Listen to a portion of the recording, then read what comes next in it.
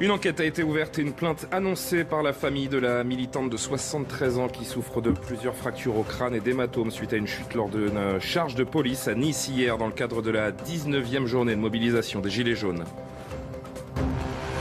Zones interdites aux manifestations, contrôle préventif, déploiement d'unités anticasseurs ou encore renfort de la mission Sentinelle. La nouvelle stratégie de maintien de l'ordre du gouvernement a-t-elle porté ses fruits? Nous en parlerons avec nos invités, Jérémy Clément, gilet jaune et colistier du Rassemblement d'initiative citoyenne, et Marie-Laure Harel, conseillère La République En Marche de Paris.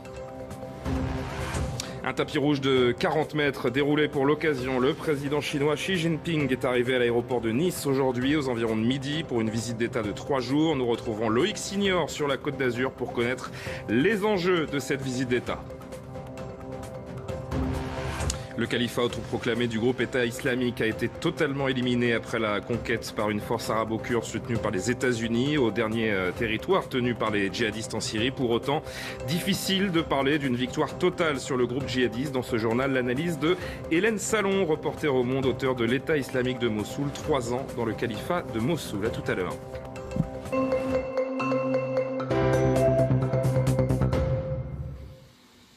Il est 17h, merci de nous rejoindre sur l'antenne de CNews. Dans l'actualité aujourd'hui, après les heures hier à Nice, pendant lesquelles une manifestante de 73 ans a été blessée par les forces de l'ordre, le parquet a ouvert une enquête. La famille de la victime va également porter plainte. Au total, 61 personnes ont été placées en garde à vue hier après ces manifestations, dont 20 ont été libérées d'ores et déjà ce matin. Guillemette Allard.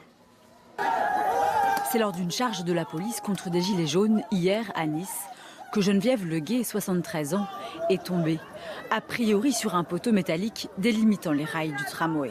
Grièvement blessée, la septuagénaire, militante altermondialiste, a immédiatement été évacuée.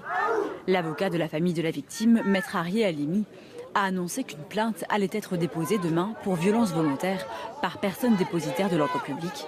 Mais pour les syndicats de police, les manifestants savaient qu'ils se trouvaient dans une zone interdite. Les collègues sur place ont à maintes reprises sommé les personnes présentes de se disperser puisqu'il y avait une interdiction de manifester. Ces personnes-là, malgré cette sommation, sont restées. Partant du principe qu'ils acceptent de rester, ils doivent aussi assumer les risques encourus. Le parquet de Nice a ouvert une enquête. L'objectif, connaître les causes des blessures. Ça s'est passé dans un endroit un peu en retrait de la place. Est-ce qu'elle était en train d'en partir? Auquel cas? Est-ce qu'elle était en train d'y revenir? Il faut voir bien sûr pourquoi elle a chuté. Est-ce que c'est de son seul fait? Est-ce qu'elle a été poussée? Est-ce qu'elle a été frappée? La septuagénaire souffre de plusieurs fractures au crâne, mais elle est aujourd'hui dans un état stable. Et pour revenir sur cette actualité, donc j'accueille Marie-Laure Harel, conseillère de Paris La République En Marche. Bonjour, merci d'être présente. Jérémy Clément face à vous, gilet jaune, colistier du Rassemblement d'initiative citoyenne. Merci aussi d'être présent. Une première action, peut-être Marie-Laure Harel. Cette femme, on l'a entendu dans ce sujet, elle doit assumer sa présence dans un rassemblement interdit hier. C'est le constat que vous en faites? Alors, la première remarque que je voudrais faire, c'est que je regrette qu'on ne parle toujours que des manifestants qui sont victimes de blessures. Parce que hier aussi, il y a un policier qui a subi un massage cardiaque, qui est dans le coma depuis hier et dont le pronostic vital est engagé. Et lui, on en a parlé largement hier, il a fait un malaise spontané. Sur les chaînes d'infos et notamment là, par exemple, dans les titres que vous venez d'énoncer, on ne fait pas référence aux policiers. Et de manière générale, c'est comme ça un peu depuis le départ. Parce qu'en l'occurrence, il n'a pas été violenté, ce policier, on le rappelle. Mais cette dame non plus, elle est tombée. Elle est tombée, et vous venez de dire qu'elle est tombée sur un poteau métallique. Le fait est que, dans tout état de cause... Elle n'est pas tombée toute seule. Je voudrais terminer, je veux juste dire qu'en tout état de cause, il n'y a pas de blessés plus ou moins graves. Il y a des blessés de part et d'autre. Et je pense qu'il faut parler des deux. La deuxième chose, c'est qu'il s'agit d'une affaire dont on ne sait pas exactement ce qui s'est produit. La troisième chose, c'est que la dame qui a été victime d'une charge, j'ai entendu son avocat ce matin à la télévision, ou alors il va falloir que son avocat change d'argumentaire, mais son avocat a dit que cette dame avait connaissance d'être dans un endroit où la manifestation était interdite. Cette dame avait donc connaissance qu'elle prenait un risque et qu'elle portait atteinte à la loi. La dernière chose, c'est la charge de police, hier, elle était légitime. Il y a eu plusieurs sommations. Il s'agissait de repousser des personnes qui n'avaient pas le droit de manifester là où elles étaient. Il se peut que de manière incidente et collatérale, la dame soit tombée et ait eu visiblement des blessures graves, mais il ne faut pas faire croire que la police a couru sur cette dame, l'a matraquée. J'ai entendu dans certains médias que la dame avait été victime de plusieurs fractures du crâne, etc., ce qui est très probablement vrai, mais il ne faut pas laisser croire que ça pourrait être des violences directes de la police. Donc la dame a pris un risque, la dame savait qu'elle prenait un risque, la police était légitime en menant sa charge après plusieurs sommations. Il s'est malheureusement passé ce qui s'est passé, mais il faut à aucun moment laisser croire que la police s'est ruée sur cette dame en particulier, et il ne faut pas oublier non plus tous les policiers qui eux aussi sont blessés depuis le début de tous ces incidents, tous ces policiers qui eux aussi ont perdu un œil, et tous ces policiers qui eux aussi se sont retrouvés victimes de blessures très graves. Il faut penser aux deux camps. Alors, il ne s'agit évidemment pas de faire un décompte pour un camp ou pour un autre. Vous avez tout à fait raison de rappeler qu'un policier a subi un malaise cardiaque hier. En l'occurrence, on sait que ce policier n'a pas été violenté et il y a des doutes ce matin sur l'état de cette femme et la raison, elle, pour laquelle elle a subi ces coups après la charge de policier. Les policiers qui ont perdu un œil pour l'instant, c'est parce qu'ils ont reçu des projectiles des manifestants, etc. Donc, si vous voulez, les policiers blessés, je ne pense pas que ce soit le fruit du hasard. S'il y en a plus de 1000 blessés dans les rangs de la police depuis que les manifestations des Gilets jaunes ont commencé. Jérémy Clément, une réaction. Oui, c'est la résultante logique de la loi anti-manifestation, enfin anti-casseurs qui a été mise en vigueur.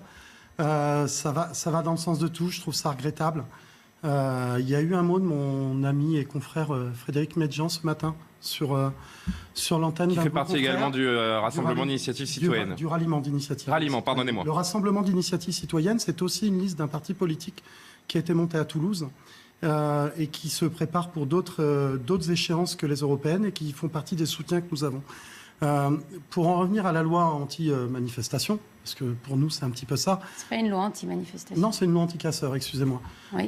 Je trouve ça regrettable. Maintenant, en l'occurrence, la loi est encore au Conseil constitutionnel et hier, des lieux étaient interdits, mais qui ne sont pas forcément en lien avec cette loi. J'y vois quand même un avantage, c'est que peut-être que ça va faire ouvrir les yeux à beaucoup de gens sur le fait que nous ne sommes plus dans une démocratie et qu'il est temps que des gens prennent les choses en main pour que nous y soyons. Voilà, tout simplement. Marie-Laure Harel qui souhaite répondre. Oui, je pense qu'il ne faut pas tout mélanger. D'abord, la loi anti-casseurs, elle n'est pas encore en vigueur, donc vous racontez n'importe quoi.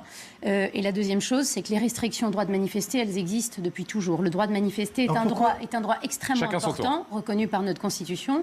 Mais il y a un décret-loi du 23 octobre 1935 qui édicte que quand une manifestation présente des risques de troubles graves à l'ordre public et qu'il n'existe pas d'autres mesures efficaces pour maintenir l'ordre public, on peut restreindre le droit de manifester. C'est pas Macron qui vient d'inventer la possibilité de restreindre le droit de manifestation. Et la loi anti-casseurs n'a rien à voir avec tout ça puisqu'elle n'est pas en vigueur à l'heure actuelle. Allez, rapidement, je vous laisse répondre également. Il est vrai que cette dame présentait un grand danger vu son âge, vu la forme physique. C'est pas ce que j'ai dit, c'est vous qui êtes en train de faire l'amalgame maintenant pour en venir au n'importe quoi.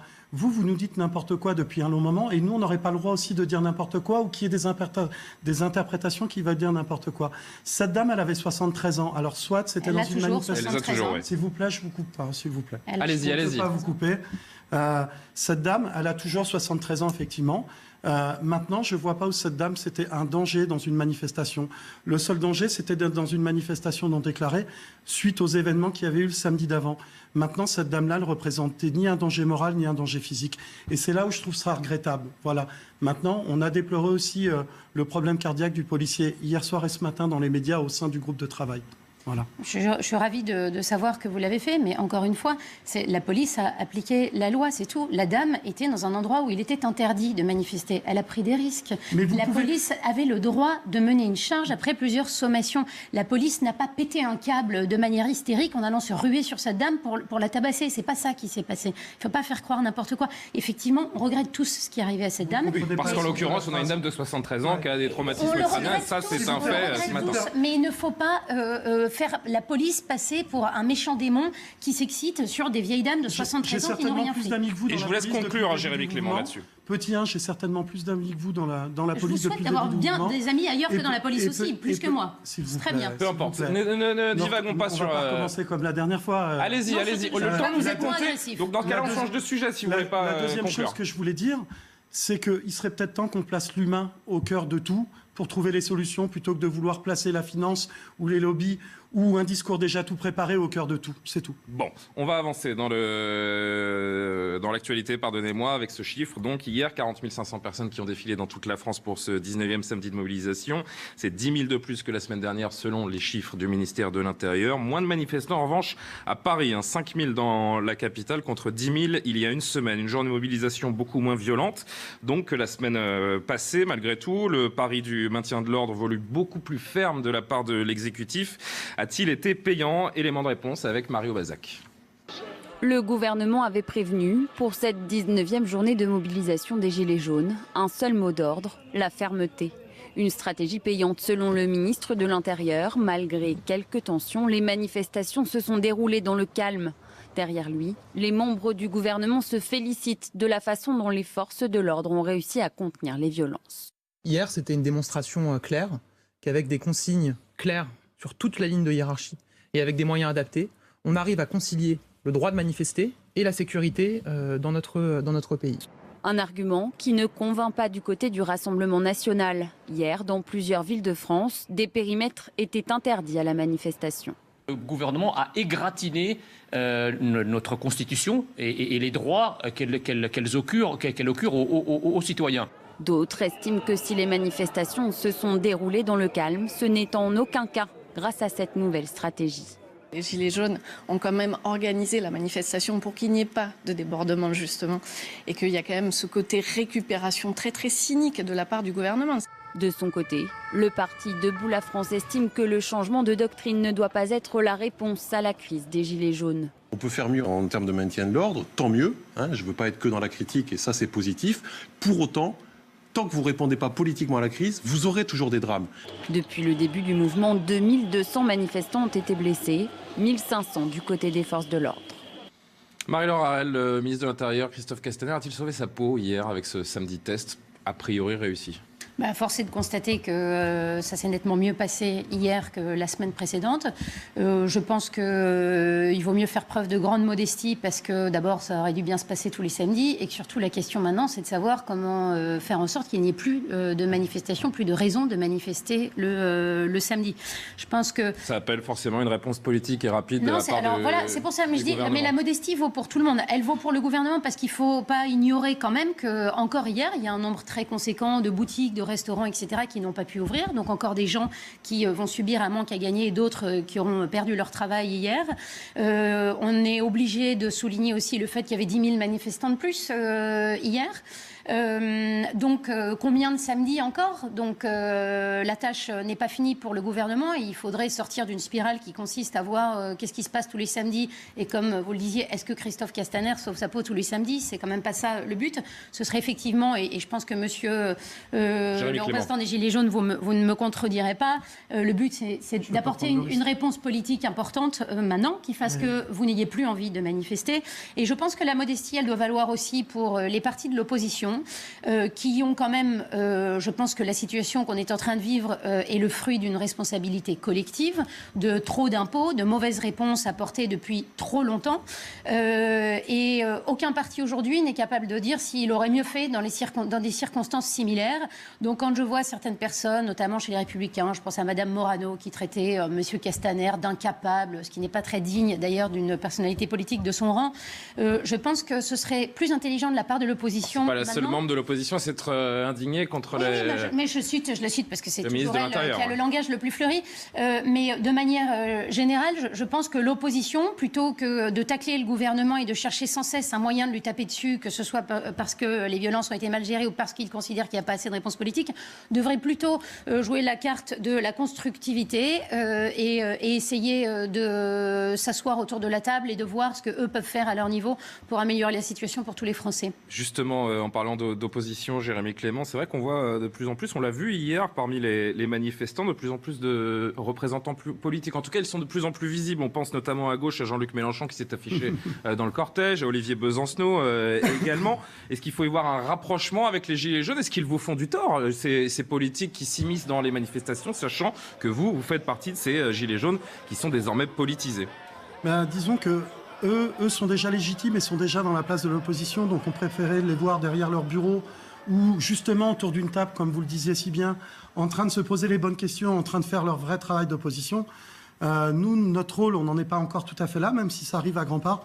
Et notre rôle, c'est de rester unis, de rester soudés et d'apporter le plus de fraternité possible pour pouvoir répondre aux demandes qui sont le pouvoir d'achat, qui sont plus de justice fiscale et autres, notamment sur le champ politique, lorsqu'on en aura l'occasion, parce qu'on en aura l'occasion très prochainement, donc c'est très sympa. Justement, il y a des élections à venir.